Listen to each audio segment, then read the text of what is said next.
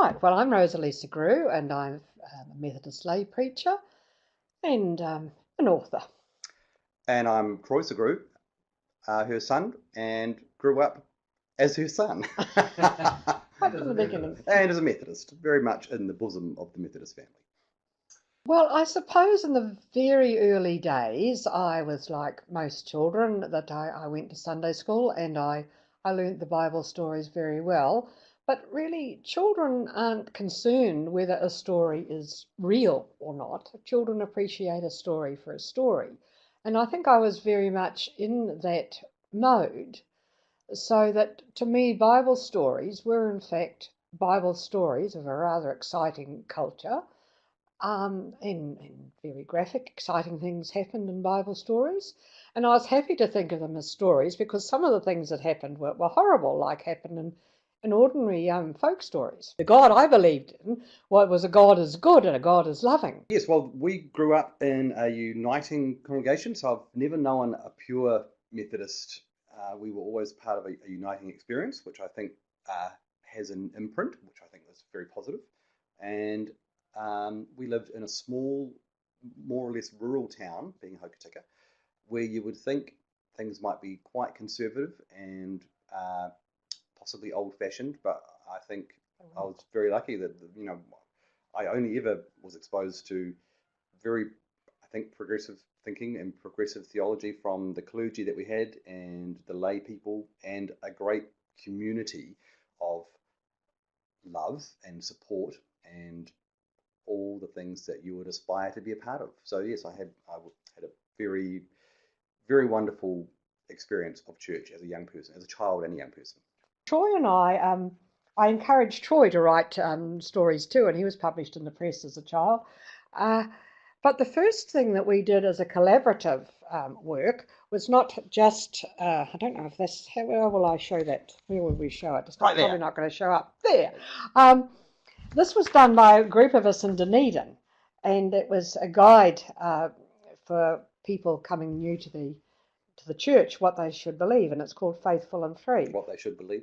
Well, that's a bad thing. That's not really what I meant at all. What they may believe, which they might find an encouraging thing to believe, because we found that encouraging. And all my family were, in fact, involved in the production of this book. So that was our first collaboration. I have to jump in there. This was 20 years ago? 91. 30 years ago. It was a long time ago, and I had kind of forgotten about it, but it was a very great positive experience for my two siblings and I were involved in it, but it was a wide range of people. There was two clergy and some quite senior lay people and a range of other people, and it was everyone was very inclusive and explorative, and I think looking back on it, when Mum brought it out and said, "Do you remember working on this?" and I thought, oh my goodness, that is going to be so embarrassing and so cringeworthy.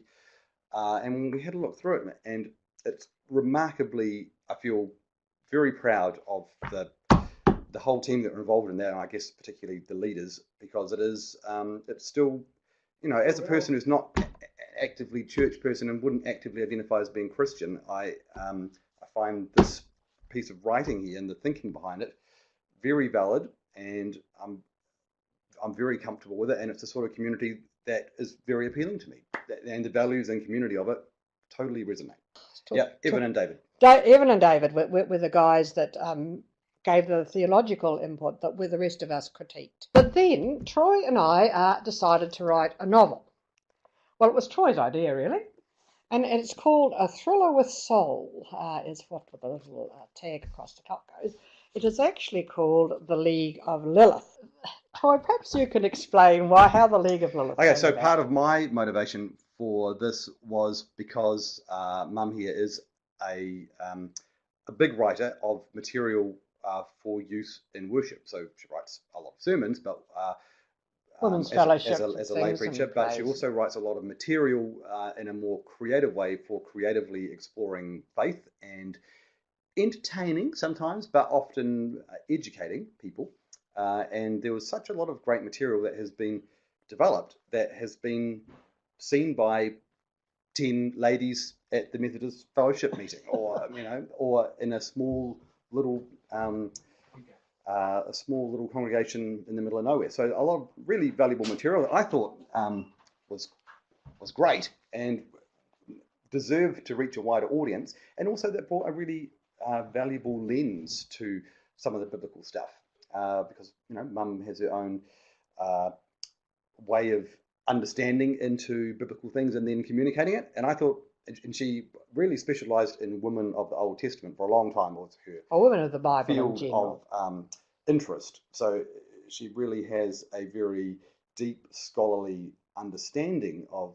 I actually had no wish to be a clergy, because I really enjoyed being a school teacher, and I really was brought up in the era that your career is basically over when you get married and have children.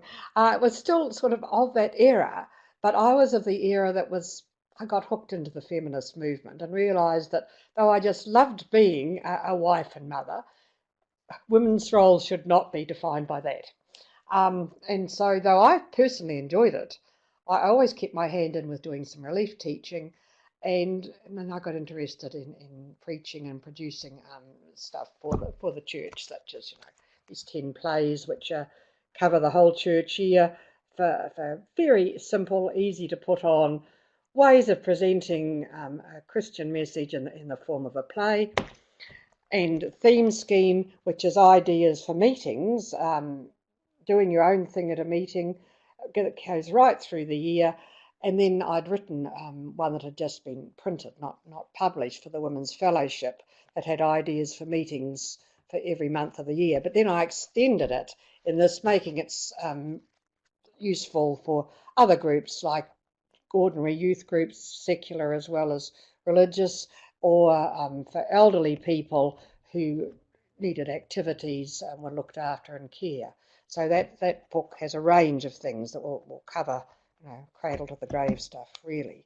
So Troy was aware that I was writing these mostly as pamphlets, though all these plays have been presented as pamphlets, and lots of the ideas in this have been presented.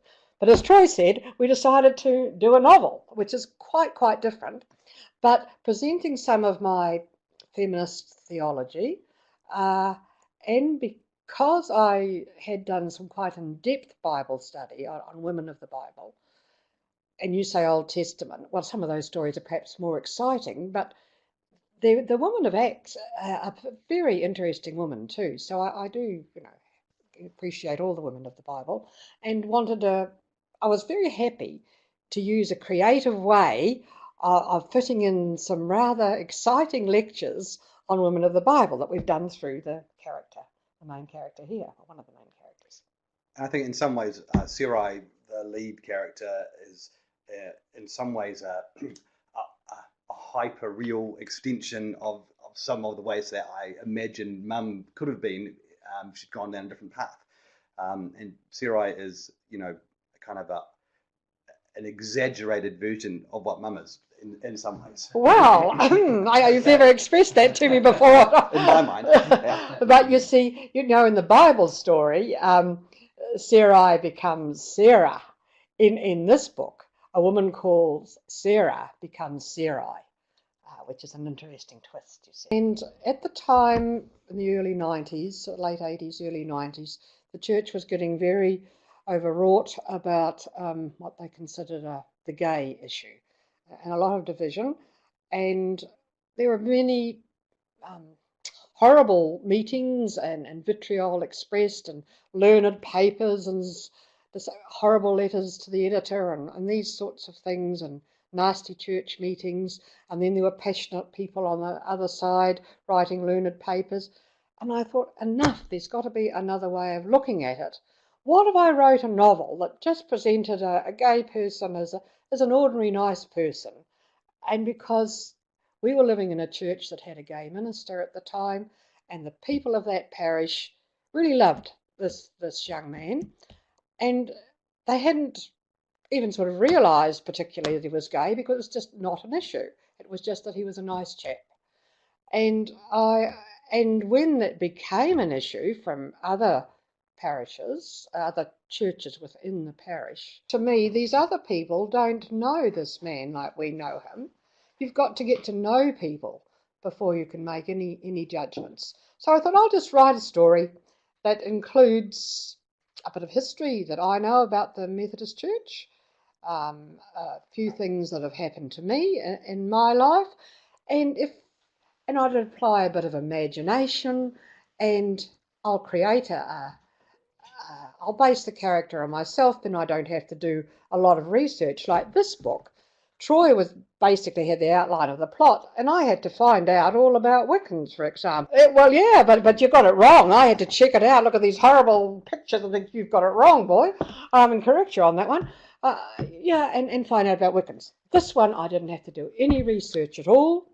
This tells the story of a very green young woman who happens to have a gay brother who has some rather grey experiences.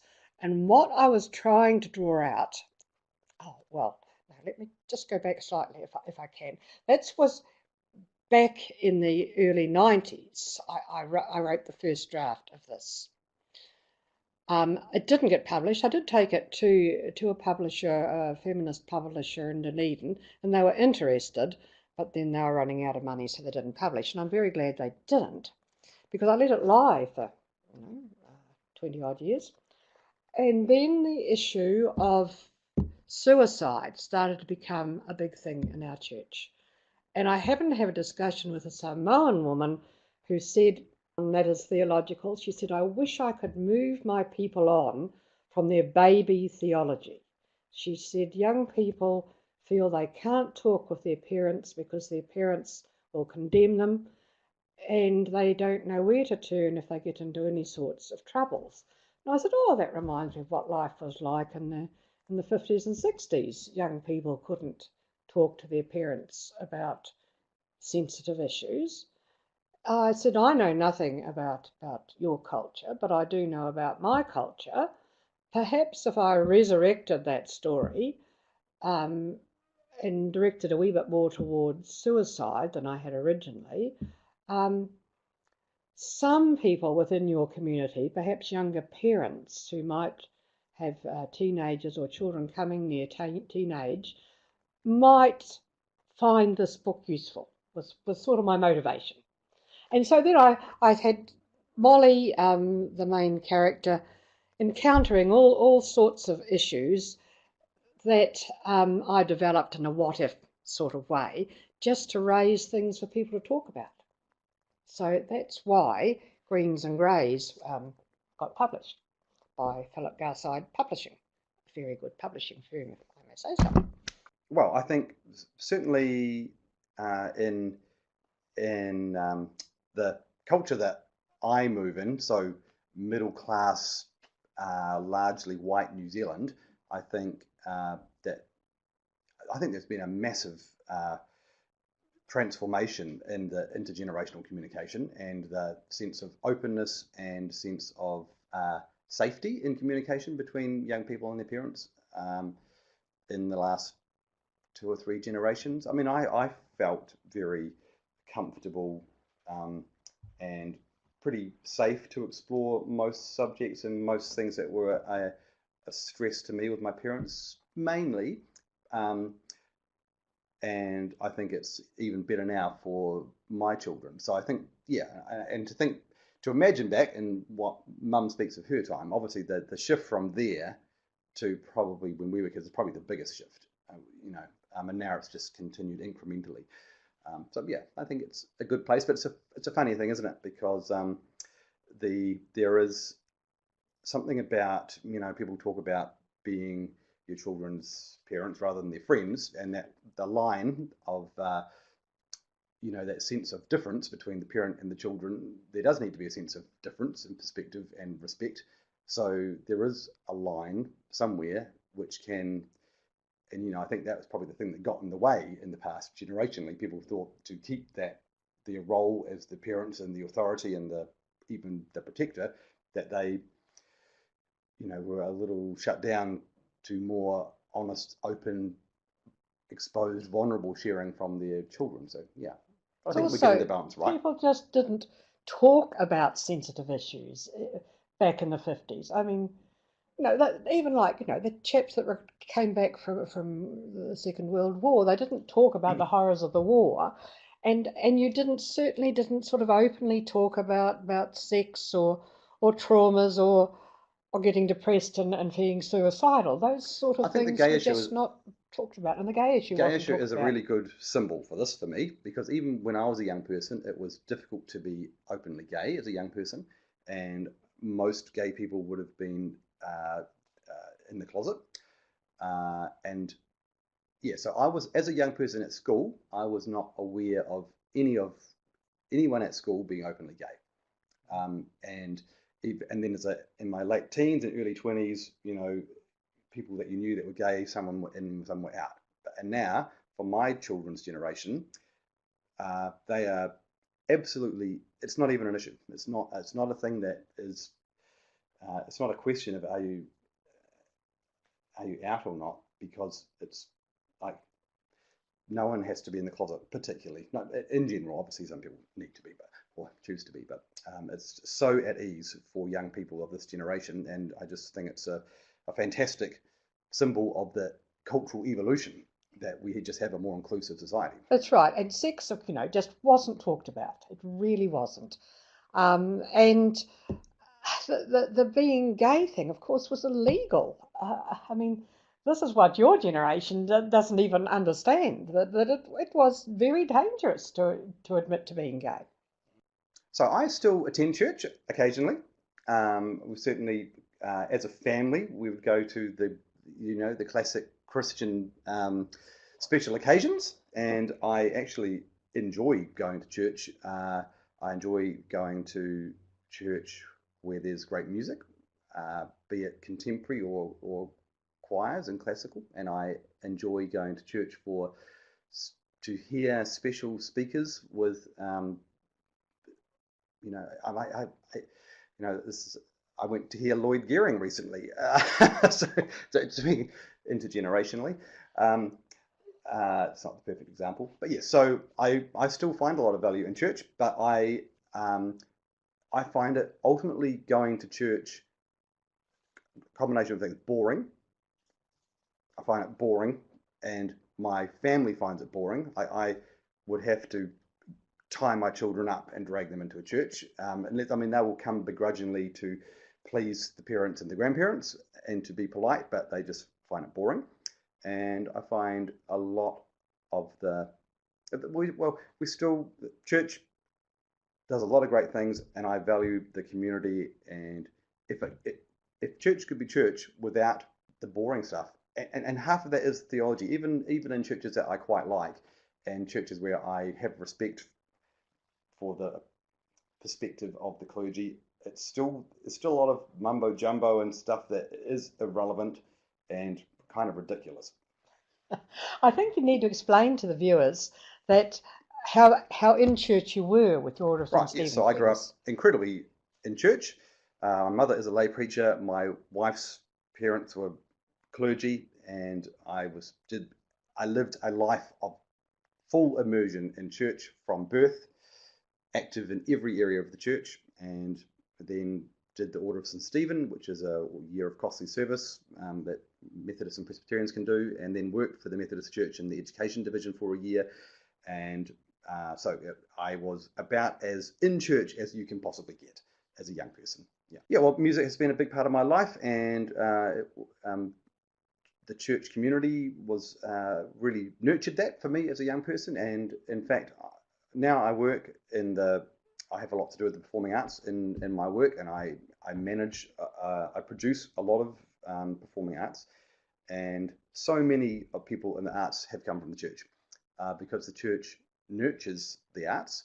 The church values storytelling and the sharing of a message through any medium. And in fact, historically, the church has probably been the greatest supporter of the arts in history that anyone's ever known. So I had the benefit of that, and in fact, the skills that I learned through the church have been a massive part of my professional life. In fact, even these things that Mum wrote and all the stuff that we did at Sunday school and youth group, I actually now use in my work. So I produce corporate events for the biggest organizations in the world, including, the giant mega companies like Coca-Cola and Vodafone and Fonterra, and also the New Zealand government. I work for all of these organizations, and a lot of, well, everything that I do draws on the skills that I got from church, both in the performing arts and in the sharing of messaging. But not just that, like the corporate world really, really draws on the experience of church without knowing it. Like, I think the church led the way in so many things. These days, all modern businesses are very concerned with their mission statement. And where do you think this came from? It didn't grow out of some corporate think tank, these ideas. A lot of the things that strategically drive around also HR and community and how we look after people in community takes a lot of lead from stuff that the church has done as well. So I'm very aware. Pastoral care, for example, I mean, that's very much a church term, isn't it? But businesses have taken it on board. Yeah. So I see the learnings of the church and the wisdom of the church coming out in all sorts of places. The church doesn't necessarily get credit for it. Yeah, but a lot of great things have come from the church that now influence us in all sorts of areas of life. Just around words, yes, I wasn't blessed with a singing voice or ability to dance, but words have always interested me. That's why when I was a member of the, what did we call it? The Church Society of Women and Men for Church and Society.